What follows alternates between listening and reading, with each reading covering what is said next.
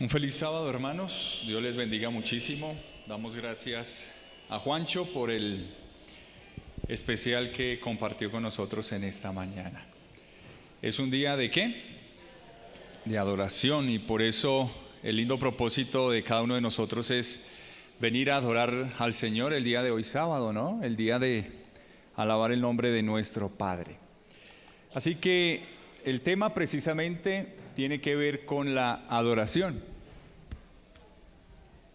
E indiscutiblemente la adoración está ligada, o producto de mi adoración es mi reverencia, ¿no es cierto? A Dios se le adora ¿con qué? Con reverencia. Y quiero con cada uno de ustedes compartir una historia que tal vez muchos de ustedes conocen. Con Aventureros estamos estudiando el libro de Primera de Samuel, así que leyendo Primera de Samuel me encontré con un relato bíblico bien interesante que ayudará a introducir y a dar contexto al tema de la adoración y la reverencia que nosotros deberíamos tener por las cosas santas de Dios. Este relato lo encontramos en el libro de Primera de Samuel, los capítulos 4 y 5. Y allí encontramos al pueblo de Israel. Ustedes bien saben cuáles fueron sus más grandes enemigos. ¿Quiénes? Los filisteos, además de otros, ¿no? Pero la Biblia siempre, o por lo general, las batallas se daban con los filisteos. Y conocemos historias como la de Sansón, conocemos historias como las de David, que se enfrentaban a los filisteos. En esta ocasión, los ejércitos de Israel estaban acampando en Ebenezer. Ese es el nombre que identifica a los clubes de la Iglesia Central Bogotá. Así que el pueblo, el ejército de Israel se encontraba allí acampando en Ebenezer. Y muy cerca se encontraban los filisteos, dispuestos a encontrarse en batalla. Iniciaron esa pelea, pero tristemente el pueblo de Israel estaba perdiendo. El conteo ya iba en 4,000 hombres del pueblo de Israel muertos en batalla. Nosotros conocemos la historia de Ofni y Finés, los hijos del sacerdote Elí. Y dice que estos dos jóvenes, hijos de Leví, salieron corriendo de allí del campo de batalla e iban por el arca del pacto. Si no lo sabían, los israelitas acostumbraban a llevar el arca del pacto a sus batallas, precisamente porque consideraban que la presencia de Dios con el arca del pacto en las batallas les daba la victoria. Y era tanto que los filisteos temían al pueblo de Israel, no por sus hombres, temían porque veían que el arca. Así que Ofni y Finés se regresaron al campamento y de forma abusiva e irreverente tomaron el arca del pacto y se la llevaron. Regresaron al campo de batalla. Y dice el relato allí en estos capítulos que cuando los filisteos observaron que llegó el arca, miren la frase que el relato bíblico dice. Los filisteos dijeron: ha llegado la presencia de Dios al campamento. Tremendo. Y dice que temieron los filisteos cuando vieron el arca y dijeron en sí mismos: hasta aquí llegamos, perdimos. Mire cómo los filisteos entendían el concepto del respeto y la admiración por las cosas santas que Dios había entregado al pueblo de Israel. El arca del pacto era un mueble santo, apartado para el servicio de la adoración a Dios. Ofni y Finés habían irrespetado el arca y abusivamente la habían sacado del santuario, tanto que Elí, y los que conocemos la historia de Samuel, ese pequeñito, Samuel estaba pequeñito en ese entonces, se enojó Samuel y Elí y no permitieron en su momento dejar sacar el arca del pacto, pero Ofni y Finés la sacaron. Los israelitas entendían que en ese momento la presencia de Dios estaba en el campo de batalla. Sin embargo, aunque desmotivados, como asustados, porque sabían que iban a perder, se motivaron y dijeron: vamos a pelear hasta nuestras últimas fuerzas. Y lo hicieron así. Ganaron los filisteos. 30,000 hombres del ejército de Israel murieron ese día. 30,000 hombres. Fue la derrota más grande que el pueblo de Israel haya podido tener. Y se sentían decepcionados porque habían pensado que con tener el arca allí iban a ganar. Pero al contrario, los filisteos se sintieron como: ¡uy! Grandes, ganamos, aunque la presencia de Dios estaba allí. Y no vamos a entrar a estudiar qué fue lo que sucedió, por qué, más bien del por qué, para qué. Así que los filisteos dice que tomaron el arca y se la llevaron a sus ciudades de los filisteos. Y cuando se la llevaron, sucedió algo interesante. Se la llevaron a la primera ciudad. Allí los filisteos tenían 5 ciudades y en cada ciudad habían 5 príncipes como gobernadores allí en cada ciudad. Así que la llevaron a la primera ciudad, dice el relato bíblico, e inmediatamente dice que una maldición cayó sobre esa ciudad filistea. Tumores comenzaron a salir en el cuerpo de los filisteos, tumores, y miles de personas empezaron a enfermarse y a tener tumores. Ratas como plaga comenzaron a invadir las ciudades y se comían las cosechas de los filisteos. Al principio ellos pensaron: bueno,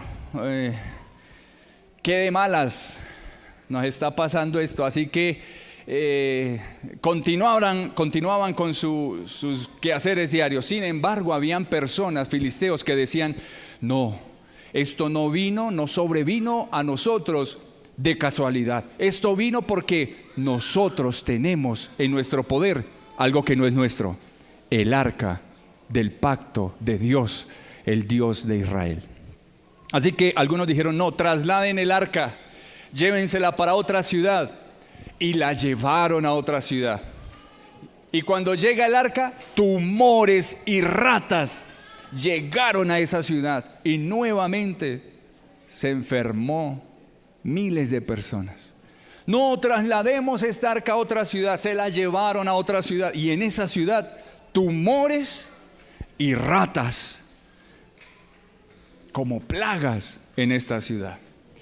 Finalmente entendieron que ellos habían cometido un error: llevarse en el arca del pacto de Dios, un objeto santo, apartado por Dios para su adoración, era el motivo por el cual ellos estaban en esa situación. ¿Van captando la idea? Del respeto que debemos nosotros tener por las cosas santas de Dios. Ahora, en ese dilema en el cual ellos estaban, llamaron a unos adivinos, a unos magos, a unos hechiceros, a los brujos, a los adivinos, y comenzaron a consultarles a ellos si realmente el origen de las plagas que estaban azotando las ciudades filisteas era por causa o enviadas por el Dios de Israel. Algunos no lo creían. El relato dice que muchos pensaban que era una coincidencia, mientras que otros sí advertían de que la presencia del arca del pacto en una ciudad filistea era el motivo de su maldición. Así que dijeron, no, hay que devolverla. Y no solo devolverla, tienen que devolverla y adicionalmente tienen que dar una ofrenda de perdón por haber sacado el arca de ese campamento y habérsela traído a la ciudad filistea. Claro, muchos de los filisteos sentían, digámoslo así, orgullo, ¿no? Dolor, porque decían, ¿cómo es posible si nosotros adoramos a nuestro propio Dios y tengamos que reconocer que el Dios de Israel nos está castigando y que debemos pedirle perdón? Enviando ofrendas, muchos se negaron. Y por varios días, semanas, el pueblo filisteo prefirió seguir asumiendo la maldición que se encontraba, los tumores y las ratas en sus ciudades, pero no reconocer la falta que ellos habían cometido. Sin embargo, pasaron 7 meses. Eso les duró 7 meses. Su orgullo. Y finalmente dice que los filisteos hicieron un carruaje. Y sobre el carruaje colocaron el arca del pacto. Ahora, aquí viene un detalle bien interesante. Aquellos adivinos, magos, hechiceros, dijeron, ahora tienen ustedes que enviar las ofrendas junto con el arca del pacto. Pero lo tienen que hacer haciendo una caja aparte. Van a hacer una caja y en esa caja van a introducir las ofrendas. Las ofrendas eran, por cada ciudad filistea, eran 5. Hicieron 5 tumores en oro. Aquellos pueblos, la forma en que ellos entregaban las ofrendas a sus dioses, cuando venía una plaga, entonces lo que hacían era coger el oro o la plata y hacer una representación de la plaga como diciéndole, Dios, mira, aquí te entrego esta ofrenda, ayúdanos con esto. Así que esa era la forma de pensar de los filisteos. Así que ellos lo que hicieron fue enviar ofrendas representando tumores, 5 tumores en oro puro, y 5 ratones en oro. Los metieron en la caja, sellaron la caja y dice que la colocaron al lado del arca del pacto. Un detalle bien importante. El registro bíblico menciona, y algunos escritores o estudiosos bíblicos mencionan que los filisteos en ningún momento abrieron el arca. Por respeto, consideraban ese mueble algo sagrado. Y nadie se atrevió a abrir el arca. Lo más fácil era haber cogido las ofrendas en oro y meterlas ¿en dónde? Pues en el arca, porque el arca era la que iban a devolver. Y lo más sencillo y lo más obvio era decirles, mira, aquí te devuelvo es el arca que nosotros te quitamos, pueblo de Israel. Pero adentro viene una ofrenda de perdón. Sin embargo, los adivinos le dijeron a los filisteos, oigan, no lo hagan así. Respeten esa arca, no la abran. Hagan una caja aparte y metan las ofrendas allí. Así lo hicieron. Adicionalmente dice que tomaron 2 vacas recién paridas. Sus becerritos estaban junto a ellas. Eran vacas que no conocían qué era llevar un yugo. ¿Qué significaba eso? Que eran animales que no habían salido de la granja, de la finca, digámoslo así, para llevar cosa alguna sobre sí o arrastrar o alar algo, No conocían el yugo, es decir, habían permanecido desde que nacieron, ¿dónde? Allí, en la finca, en la granja. No conocían los caminos. Estaban recién paridas, tenían sus becerros. Ustedes bien saben, bueno, los que conocen de vaquitas y los que han tenido el privilegio de estar en una finca. Cuando nace el becerrito, la vaca no se separa del becerro, ni el becerro de su mamá. No se separan.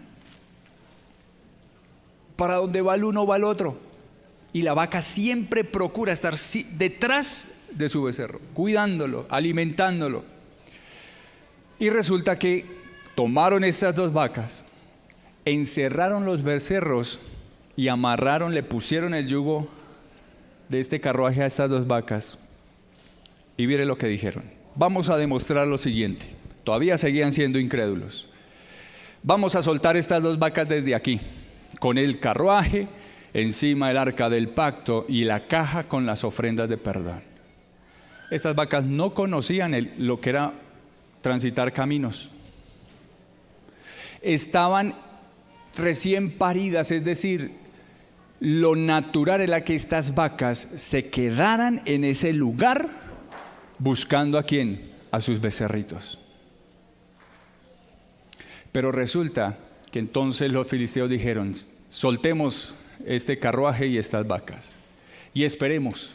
Si realmente esta maldición vino de parte de Dios y si realmente esta arca tiene que estar allá en Israel, estas dos vacas llevarán esta arca y las ofrendas hasta allá, sin nunca haber ido hasta allá, sin conocer el camino y de una forma antinatural abandonar a sus becerritos.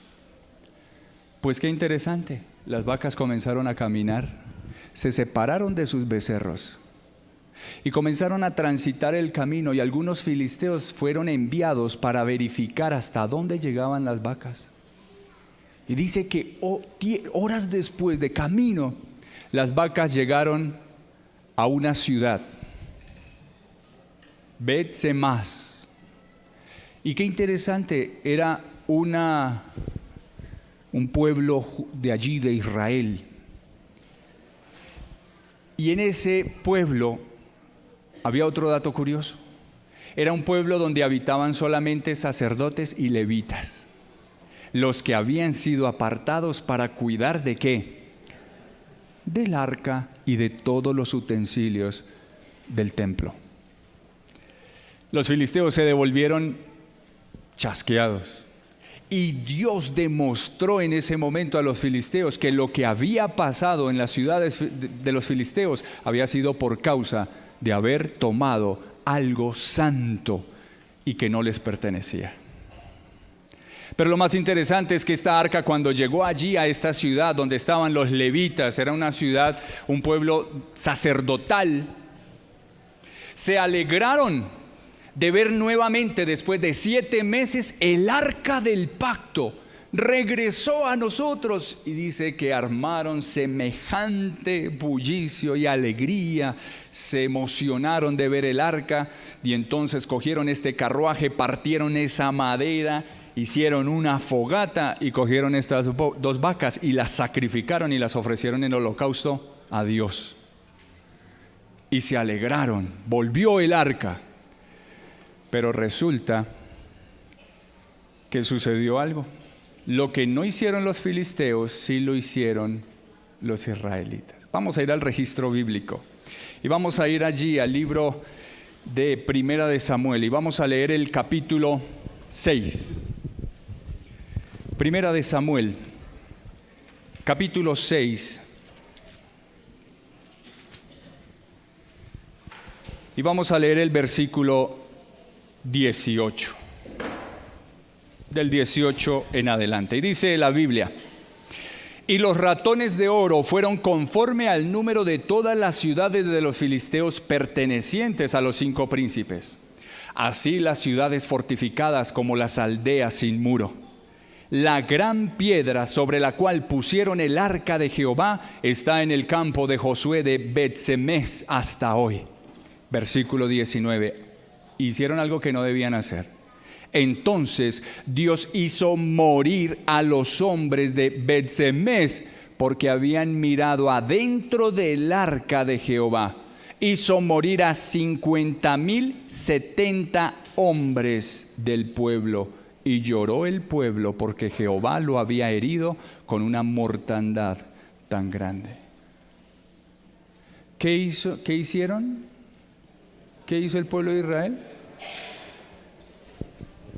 Abrieron el arca. Y ¿saben una cosa? Era prohibido, era por mandato de Dios, prohibido abrir y observar el interior del arca. Números 4:20 se registra que Dios prohibía que las personas observaran lo que había dentro del arca. Muchos decimos, ¿y por qué? ¿Y por qué?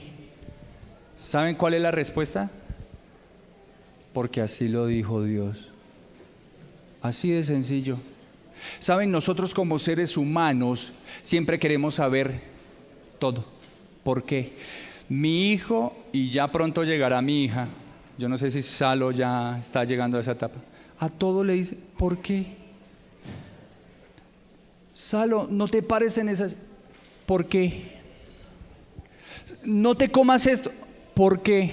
¿Por qué? Porque todo quieren tener una respuesta. Y si la respuesta no les satisface, no están de acuerdo. Y siguen empecinados en entender por qué. Como jóvenes todo lo preguntan, ¿y por qué? Oye, no te unas en yugo desigual. ¿Y por qué? No tengan novios fuera de la iglesia. ¿Y por qué? ¿Qué de malo tiene? ¿Por qué? Mire, nosotros siempre cuestionamos las órdenes de Dios. Nuestra tendencia es a cuestionar a Dios, cuando Dios lo que desea es que nosotros le obedezcamos, sin tener que preguntarle por qué. Números 4:20 registra que Dios había dado la orden de que nadie tenía que abrir el arca ni observar lo que había dentro, sencillamente porque lo que es santo nosotros tenemos que respetarlo.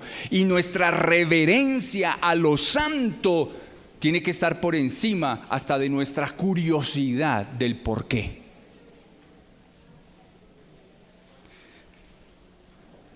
Sigamos allí en este mismo capítulo y ahora leamos el versículo 20. Y esta pregunta deberíamos hacérnosla nosotros en esta mañana. Los de Bet-Semes dijeron, ¿quién podrá estar delante de Jehová el Dios Santo? ¿A quién la enviaremos nosotros? ¿Quién podrá estar delante de Dios, un Dios santo? Mis hermanos, no quiero decirles ahora o hoy que Dios va a acabar con nosotros por ser irreverentes en su templo. ¿Qué tal, no? ¿Cierto, Martica? Yo creo que si se aplicara la misma justicia que se aplicaba en el Antiguo Testamento, yo creo que más de uno no estaríamos aquí. Porque sí que irreverentes e irrespetuosos somos nosotros. No estaríamos acá. El pueblo de Israel tembló de miedo y de terror al comprender que habían cometido un error gravísimo y que habían ofendido y transgredido la ley, los mandatos de Dios, haber sido irreverentes e irrespetuosos con lo santo, con lo que Dios ha apartado. En la Biblia nosotros encontramos muchos ejemplos de la diferencia que hace Dios entre lo santo y lo común. Lo santo y lo común. En Génesis 2, Versículos 15 al 17 encontramos el relato donde dice que Jehová Dios tomó al hombre, lo puso en el huerto del Edén para que lo labrara y lo guardase. Y le dijo al hombre: mira, de todos los árboles que hay aquí, puedes comer, pero hay uno que ha sido apartado para mí, y de ese árbol ustedes no pueden comer. Se llama el árbol de la ciencia del bien y del mal.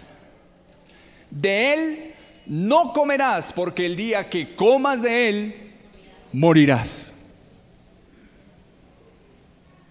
¿Y por qué?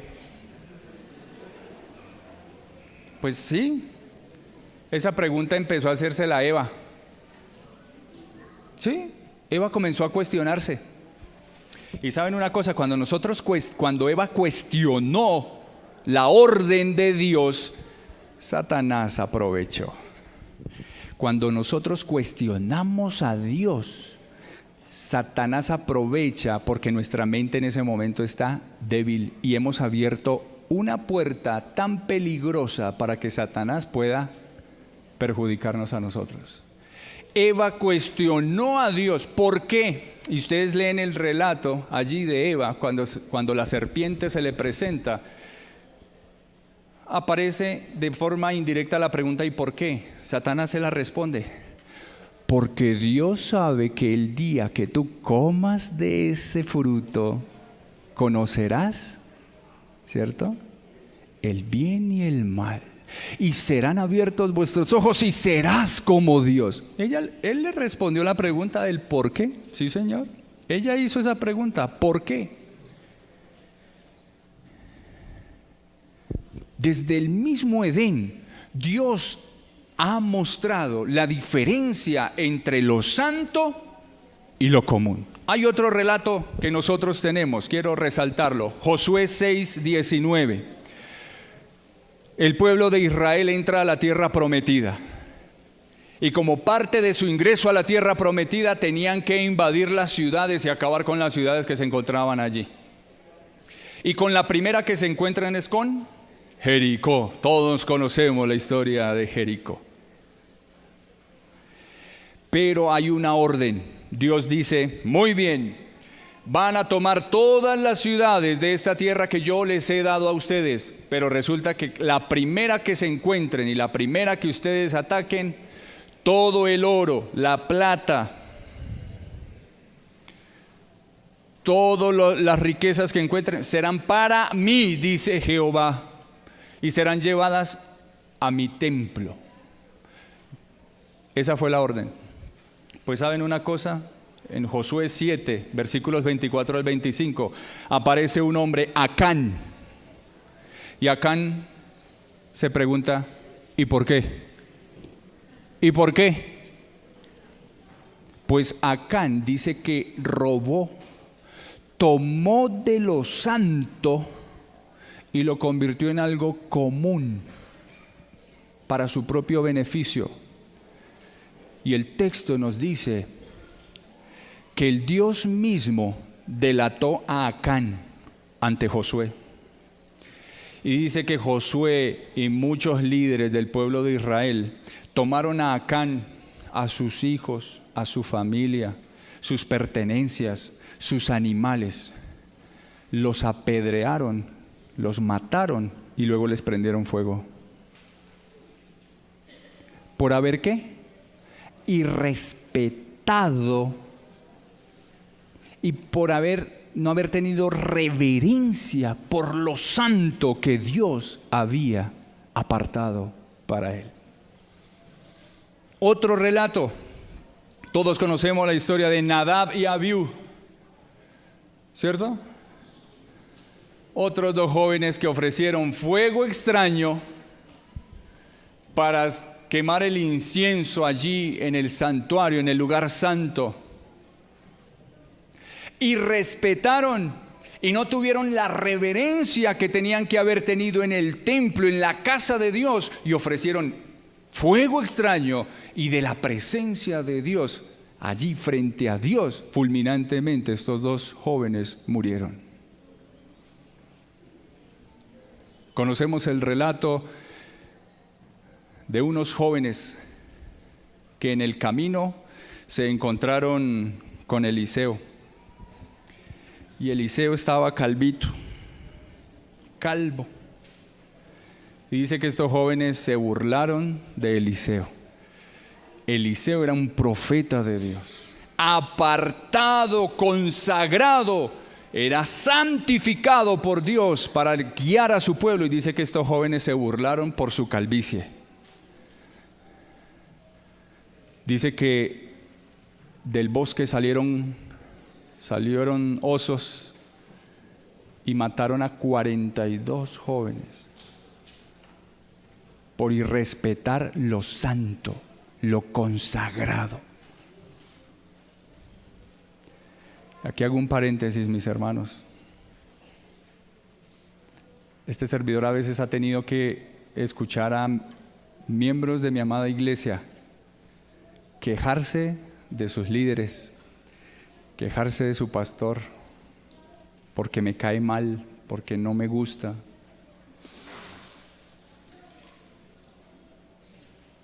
Y tristemente, burlas. Aquí se han burlado de líderes de iglesia. Hermanos, dele gracias a Dios que no vivimos en el Antiguo Testamento, porque no sabría decirle de qué esquina saldrá quién sabe qué para acabar con nuestra vida. Dios ha puesto hombres y líderes en la iglesia, y mire, hombres y mujeres imperfectos somos nosotros, y aún así Dios nos utiliza para guiar a su pueblo. Yo soy un hombre imperfecto, tengo mis problemas, no soy santo, pero cuando Dios nos pone al servicio de su iglesia, lo hacemos con amor. Cometemos errores, sí, somos seres humanos, pecadores, corruptibles, pero aún así nosotros debemos respetar a nuestros líderes. Y aún en las diferencias, pueden haber diferencias, pero tiene que haber respeto, tiene que haber reverencia ante lo que Dios ha colocado en su iglesia como santo. Y muchos dirán, bueno, pero eso fue en el Antiguo Testamento. James, tú nos estás hablando del Antiguo Testamento. Gracias a Dios no estamos en el Antiguo Testamento. Pues le saco una perla del Nuevo Testamento. Ananías y Zafira.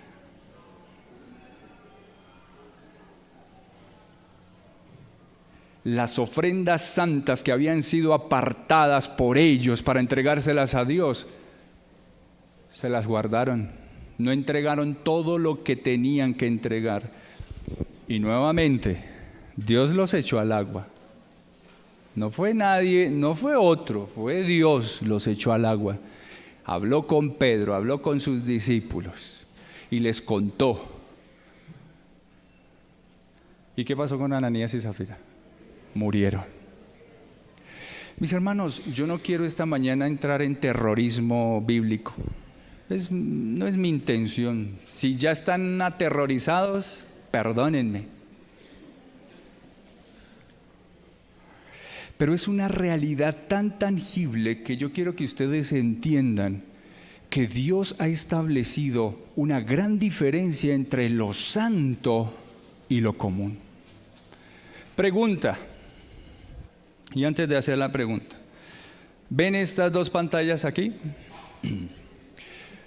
Muchos de nosotros, y siempre hemos escuchado, desde pequeñito lo escucho, cajas del diablo, ¿no? Nos decían.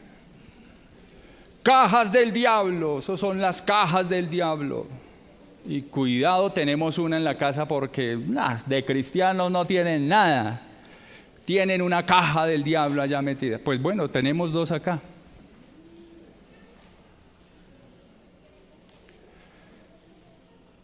Pero ¿a qué va este ejemplo?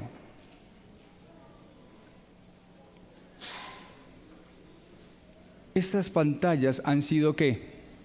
Consagradas, apartadas, y aunque no lo crean, han sido santificadas.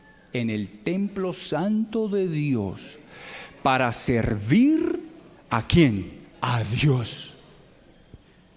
El día de mañana, si yo los invito a ver el partido de la Selección Colombia, a James, a Cuadrado, y nos sentamos aquí y prendemos esas pantallas, que Dios nos perdone, porque hasta rayos nos caerán del cielo. Nosotros no podemos volver esto que es santo, volverlo ¿qué? Común. Hasta en las sillas en las cuales tú estás sentado hoy es algo que santo, apartado y consagrado por Dios, y tú no lo puedes volver ¿qué? Común. Si en mi casa, y tengo que reconocerlo, y me perdonan mis hijos echarlos hoy al agua, pero siempre tenemos que poner nuestros ejemplos. Mi esposa ya hizo así. Ya qué va a decir mi esposa. Mis hijos tienen la costumbre de subir los pies a las sillas de la casa. Y esas sillas están horribles, sucias, porque mis hijos suben los pies a las sillas.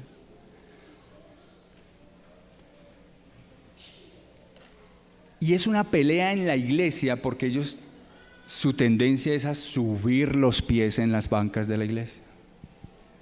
Pero ahí es donde yo logro entender, yo no puedo permitir que lo que mis hijos hagan en la casa, en las sillas de la casa, vengan a hacerlo ¿en dónde? En el templo. Porque yo no puedo volver las bancas que son santas para el servicio de Dios en algo común. Es decir, en algo que yo siempre hago en mi vida cotidiana. Lo santo es santo, lo común es común. Por eso colocaba el ejemplo de estas pantallas. Eso es santo y por lo tanto todo lo que se proyecta allí es ¿qué? Santo. Y no lo puedo volver común.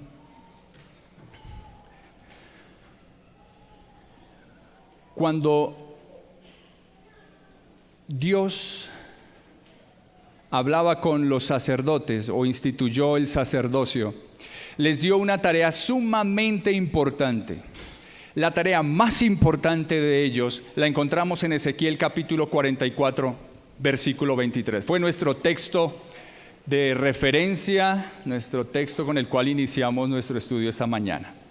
Y este texto es como si Dios nos hablara hoy. Tómenlo como si Dios les estuviera dando este mensaje hoy a ti como padre, a nosotros como laicos, como predicadores, como pastores, como sacerdotes de nuestro hogar. Este es un mensaje para nosotros hoy. Dice: y enseñarán a mi pueblo a hacer diferencia entre lo santo y lo profano, y les enseñarán a discernir entre lo limpio y lo no limpio. ¿Cuál debe ser mi tarea como padre?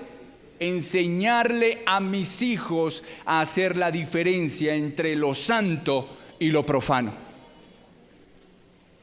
Esa era la tarea más importante que Dios había delegado en los sacerdotes en el Antiguo Testamento, en el pueblo de Israel.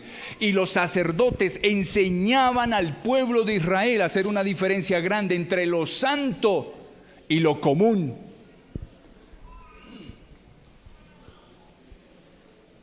A mis hijos durante la semana y cada sábado antes de salir de la iglesia les recuerdo hacia dónde vamos y qué día es hoy. Hoy es sábado. Hoy vamos a la iglesia a adorar a Dios. Le digo a Juanito, pero bueno, a veces como padres nos volvemos flexibles o a veces hasta nuestros hijos nos engañan. Pero le digo a mi hijo, hoy es un día santo. Hoy te vas a sentar conmigo. Padres, por favor, tengan siempre a sus hijos a su lado. La casa de Dios, y vamos a leer ahorita un texto, la casa de Dios es para venir a adorar en familia. No para que la mamá esté aquí, el papá acá, el hijo mayor atrás y el hijo menor arriba. Y si tienen una princesita, abajo en el balcón, debajo del balcón. Y en el peor de los casos, ni siquiera sabemos dónde están. Ni siquiera sabemos dónde están.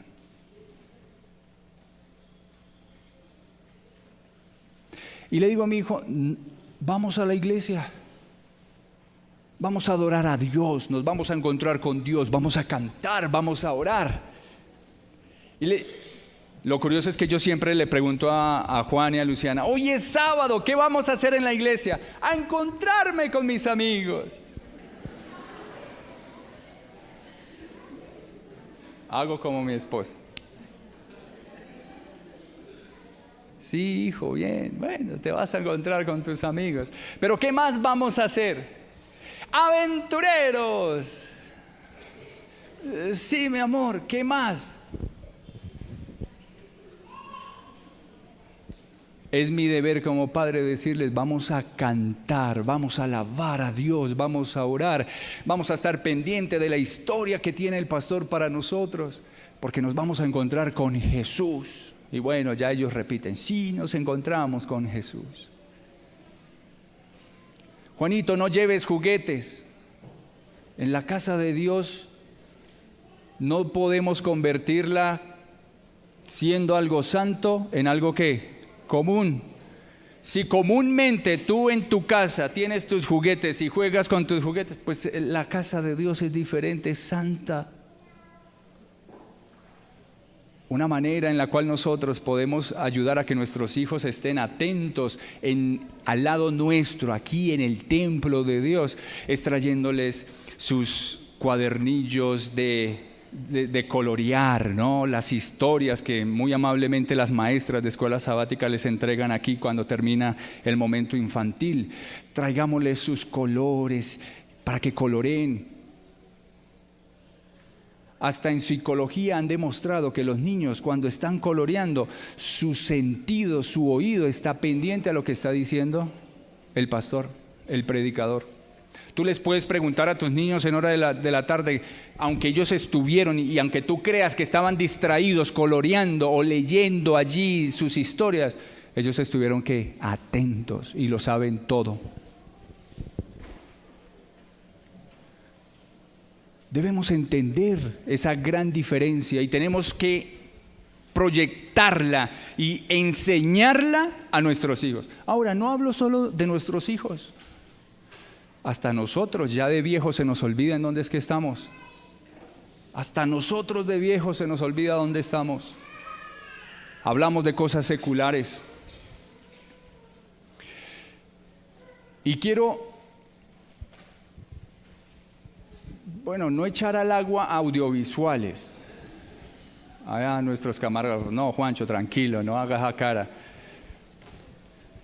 Ellos tenían en alguna oportunidad hace poco, hace menos, ¿cierto, Blanquita? Yo creo que menos de 6 meses, tenían la intención, la negra intención, ojalá ya no lo hagan y se los advierto, como le digo a mis hijos, se lo advierto, no esperen a que estos camarógrafos los ponchen, pero se los cuento en secreto.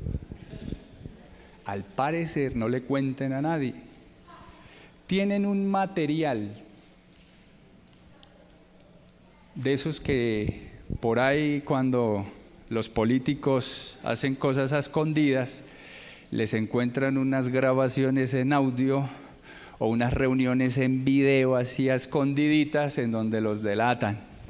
Pues bueno, algo parecido, Maripau, algo parecido. No esperemos a que estas cámaras nos ponchen en la irreverencia que muchos de nosotros hacemos en la iglesia. Ellos querían en algún momento decir, bueno, vamos a educar la iglesia, proyectemos,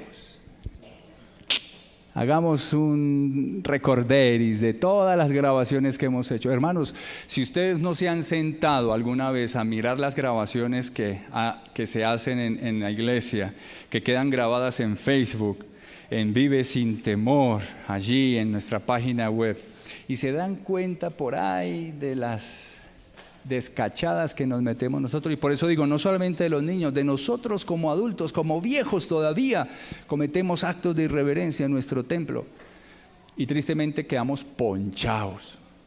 ponchados. Yo no sé cuánto material tendrán estos jóvenes, pero se los advierto, no esperen a que nos saquen ese material. Mis hermanos, debemos entender que cuando Dios ha apartado algo para ser santo, yo debo respetar lo que es santo y no coger lo que es santo y volverlo algo común. Yo apoyo a los niños que vienen a tocar este precioso piano y Dino es un gran defensor de estos niños y apoyo a Dino. Sí, señores, los niños pueden sentarse en este lugar y tocar el piano, pero bajo las condiciones de un objeto que es ¿qué? Santo, en donde ellos puedan tocar, ensayar melodías que glorifiquen a Dios. Pero en algunas ocasiones este servidor ha escuchado, y no niños, adolescentes, jóvenes, tocando música secular en este piano, convirtiendo lo santo en ¿qué? En común, profanando lo santo, lo que Dios ha apartado para su servicio. Todo lo que está aquí es santo. Ahora, no solamente me voy a referir a lo santo, sencillamente en lo que es la iglesia. ¿Sabes una cosa? Nosotros podemos enseñar a nuestros hijos, o más bien, nuestros hijos en la iglesia son el reflejo de lo que son en qué. Y por eso puse el ejemplo de los pies en los muebles de mis hijos. Y es algo que tenemos que corregir. Pero nuestros hijos son en la iglesia lo que son en la casa. Y podemos detectar si nosotros como padres les estamos enseñando a nuestros hijos a respetar lo santo. ¿Cómo? El culto familiar. Si nosotros hiciéramos el culto familiar con nuestros hijos de mañana y de tarde y les enseñáramos que cuando se abre la palabra de Dios debemos estar atentos, que cuando oramos tenemos que hacerlo con una postura y una actitud de reverencia, nuestros hijos vendrán a este lugar y harán lo mismo. Ténganlo por seguro. Ahora, todo eso está fundamentado en el respeto que nosotros le enseñamos a nuestros hijos. Y les digo otra cosa. Cuando nuestros hijos nacen, ellos no entienden quién es Jesús ni quién es Dios. No entienden. Son bebés. No entienden quién es Jesús y quién es Dios. Pero no quiere decir que entonces, no, tranquilo, entonces relajémonos, no le hagamos el culto. No, al niño hasta recién nacido hay que irle enseñando quién es Jesús, quién es Dios, y el respeto y la reverencia que nosotros le debemos a Dios. Pero lo primero que el niño o la niña comienza a experimentar es viendo a papá y a mamá. Y saben una cosa, el Espíritu de Profecía dice que nosotros somos Jesús para nuestros hijos. ¿Quiénes somos nosotros? Nosotros, y más la figura del padre, del papá, proyecta a ese Jesús de amor, de justicia, de bondad, de principios, de educación a nuestros hijos. Es decir, que cuando el hijo empieza a contemplar a su papá, eso tan bonito, cuando a uno esos niños empiezan a hablar y dicen, yo quiero ser como tu papá. Se siente uno grande, quiero ser como tu papá. Pues no están nada más y nada menos que diciendo en su mente, en su corazón, están reconociendo a Jesús como su Padre, y también el deseo de ellos, el querer ser fieles y obedientes a ese Jesús. Tú y yo como padre y madre representamos a Cristo en nuestros hogares para nuestros hijos. Y saben, entonces, aquí viene lo más duro. Cuando nuestros hijos no nos respetan, difícilmente respetarán a Dios. Si tus hijos te faltan al respeto, si tus hijos te desobedecen, si desobedecen a papá y a mamá, será fácil desobedecer ¿a quién? A Dios. Y el problema no es de nuestros niños, el problema es de quién, de nosotros como padres. Hay una psicóloga chilena muy buena, y ella coloca el ejemplo de un jovencito de 9 años que estaba en terapia con la psicóloga, esta psicóloga chilena. Y un día esta psicóloga llega ante el niño, llegan a conversar allí en la oficina, en su consultorio, y el niño le hace una pregunta: oye, señora X, bueno, te quiero hacer una pregunta. ¿Cuántas veces tienes que repetirle las cosas a tus hijos para que las hagan? Y ella dijo: no. En Chile dicen al tiro, como decir nosotros, no, de una, ya. No, al tiro. Entonces el niño le dijo: no, yo te voy a demostrar que no. Ve y habla con tus hijos y pregúntale a tus hijos cuántas veces tú tienes que repetirle las cosas y después me cuentas. Dice esa psicóloga, y en su forma y en sus formas de expresarse jocosas, decía: en vez de yo estarle haciendo terapia a un niño de 9 años, ahora el niño me estaba haciendo terapia a mí, y la mandaba a hacer un trabajo con sus hijos. Un niño de 9 años ahora le estaba haciendo la terapia a la psicóloga. Pues la psicóloga dice que ese día buscó a sus hijos, un niño y una niña, adolescentes, los llamó y por pura curiosidad les dijo: hijos, ¿cuántas veces yo tengo que repetirles a ustedes las cosas para que las hagan? La niña, como dicen en Chile, al tiro le respondió: 3 veces. Y la mamá: imposible que este niño de 9 años me esté demostrando una teoría que yo nunca había considerado, y menos con mis hijos, los hijos de una psicóloga, de una terapeuta. Y le decía: pero ¿cómo así? Se refería a la niña: ¿cómo es posible que yo tenga, por qué 3 veces? Y dice: claro, mamá, tú no te has dado cuenta. Cuando tú me mandas y me gritas: mamá, hija, apaga el televisor. Ya va, mamá.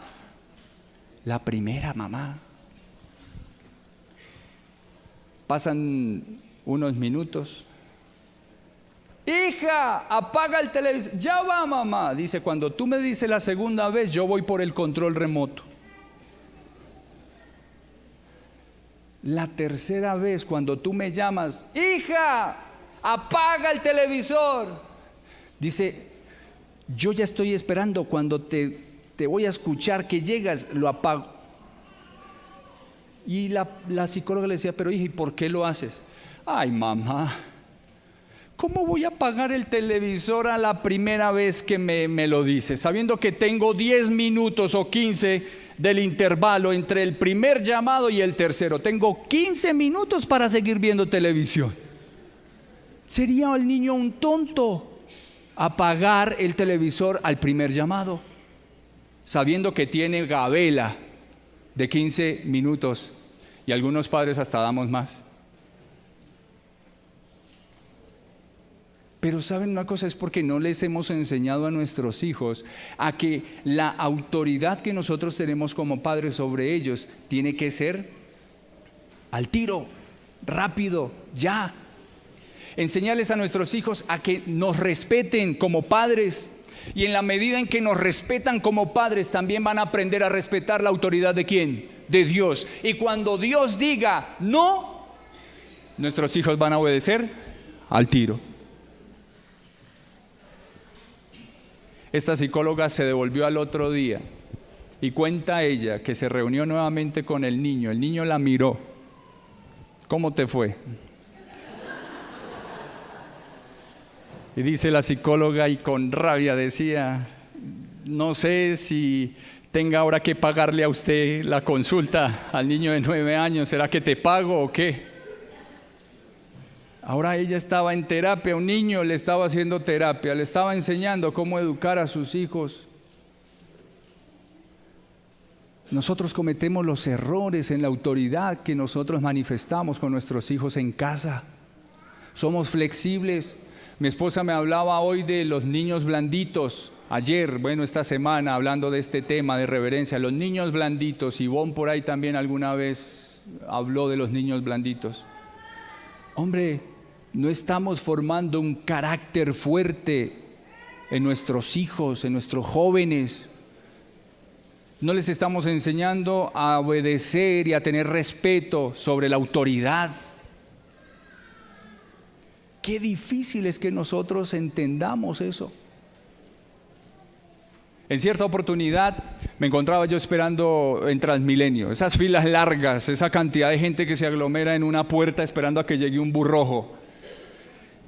Y este servidor se dio cuenta que un niño entre semana, eso era a las 7 de la mañana, un niño estudiante, tenía su uniforme y su mochila, tendría unos 11, 12 años, cogió y se saltó el torniquete, ¡prum!, se lo saltó.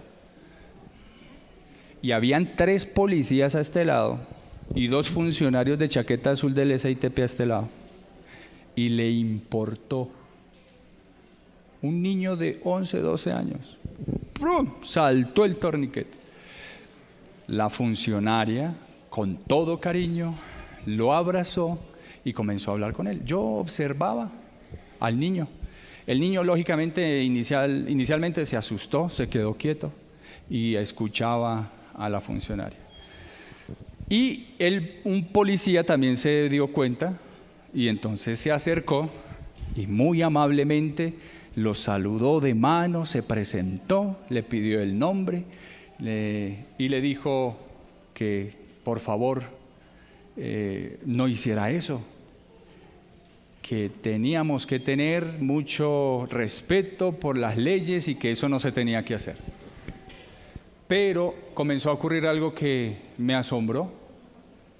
La gente con la que yo estaba ahí esperando, una gran cantidad de gente, empezaron a insultar y a decir tantos improperios a la gente de policía. Le decían, no se ha metido, sapo, no le diga nada al niño, déjenlo pasar, es que usted qué, no es papá o qué, y le gritaban y lo insultaban, que al pobre agente de policía le tocó retirarse. Yo decía, ¿qué mensaje le acaban de dar todas estas personas adultas a ese niño? El niño, yo dije, yo me pongo los zapatos de niño y digo, ay, ¿cómo así? Me están defendiendo. Es decir, que lo que acabo de hacer es ¿qué? ¿Es bueno? ¿Me están defendiendo? Los malos son la autoridad. ¿Qué mensaje tan puerco el que nosotros como padres a veces le damos a nuestros hijos? Yo llegué en la noche y se lo dije a mi esposa y se lo dije a mi hijo, el día que a usted lo cojan brincándose un torniquete, que se lo lleven 24 horas y le tienen que dar bien merecido, se lo tiene, para que aprenda a respetar. Tiene que respetar las autoridades. Que es que Transmilenio roba. Bueno, y porque él roba, entonces tú también. No. También se lo digo a mis hijos, no tenemos que replicar ni pagar mal con mal. Cuando nosotros le enseñemos a nuestros hijos a respetar la autoridad, a respetar a sus padres, a cuidar de las leyes y los principios que hay en casa, vendrán a esta iglesia y de la misma forma respetarán las cosas santas que hay en esta iglesia. Y termino diciendo, mis hermanos, me emociono, perdónenme el tiempo, pero creo que es algo importante para nosotros como iglesia, porque de eso depende nuestra ¿qué? Y saben una cosa, nosotros seremos juzgados por nuestra verdadera adoración Al final de la historia de este tiempo solo habrán dos grupos: los que adoran a Dios como Dios desea que lo adoren, y los que adoran a Dios como yo quiero adorarlo.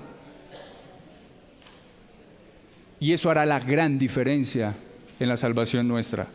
Mis hermanos, nada de lo que es sagrado, nada de lo que le pertenece al culto de Dios debe ser tratado con descuido e indiferencia.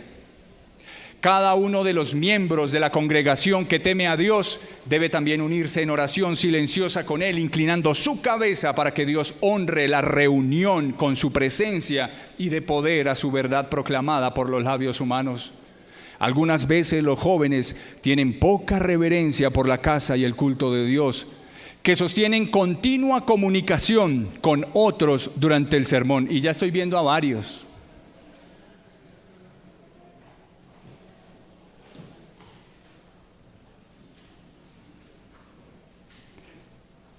Pero quiero decirles, y miren lo que dice la escritora: si pudiesen ustedes, jóvenes, y no solo jóvenes, niños, adultos, todos nosotros, hasta los más viejos, si nosotros pudiésemos ver a los ángeles de Dios que nos miran, observaríamos a cada uno de ellos tomar nota de nuestras acciones.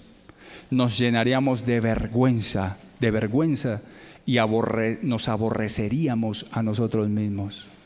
Qué palabras tan duras. Perdónanos, Señor, por ser irreverentes. En esta mañana yo quiero decirle al Señor: perdóneme por ser irreverente. Perdóneme porque no he ofrecido la adoración que tú mereces. Perdóname porque he convertido lo santo en común. Y desde hoy quiero que desde mi hogar, desde el seno de mi hogar, nosotros podamos enseñar a nuestros hijos y a nosotros mismos la santidad y el respeto y la reverencia que merece Dios. Nosotros representamos a Jesús y como tal debemos educar a nuestros hijos y a nuestros jóvenes en el respeto en la casa de Dios. No voy a enlistar la irreverencia que hacemos en la iglesia. Yo sé que tú el día de hoy entiendes en qué lugar estás.